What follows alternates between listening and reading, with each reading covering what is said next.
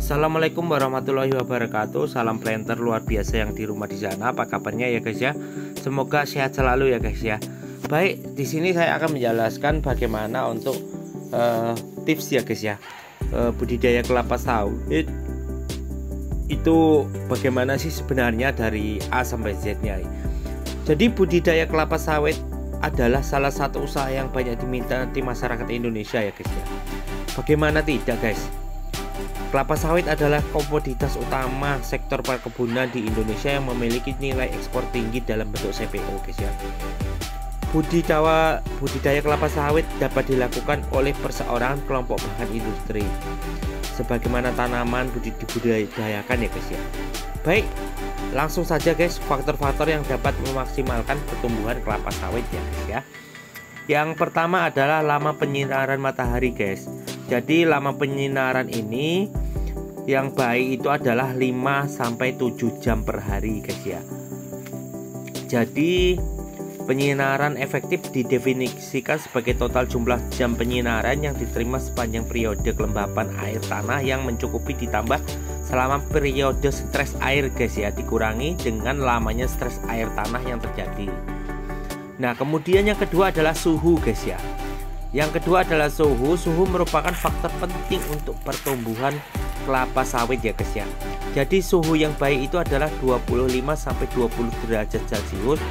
Kelapa sawit dapat bertumbuh di suhu rendah 18 sampai dan tinggi 32 derajat Celcius.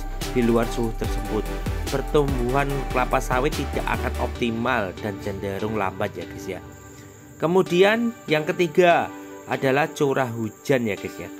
Curah hujan dan kelembapan tanaman kelapa sawit dapat tumbuh dengan baik di daerah tropis ya guys ya. Dan di dataran rendah yang panas. Jadi tempatnya itu panas. Kemudian di bawahnya itu lembab guys.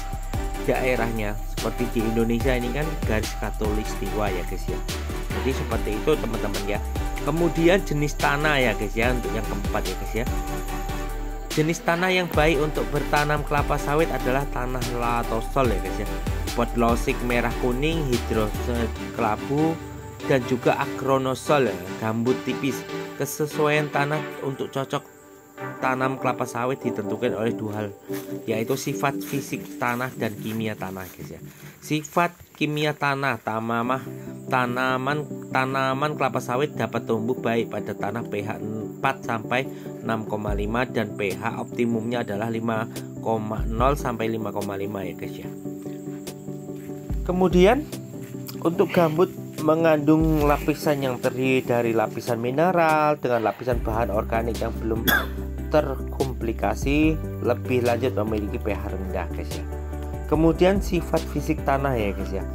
Pertumbuhan kelapa sawit akan baik guys ya pada tanah yang datar atau sedikit miring, solum dalam, mempunyai drainase yang baik, tanah gembur, subur, sedang, dan lapisan padas tidak terlalu dekat dengan permukaan tanah guys ya. Jadi tanah-tanah yang subur itu menentukan hasil yang maksimal ya guys ya. Itulah guys ya teman-teman semuanya faktor atau cara memaksimalkan produksi kelapa sawit ya guys ya. Semoga teman-teman semuanya itu bermanfaat, dapat dipahami ya guys ya.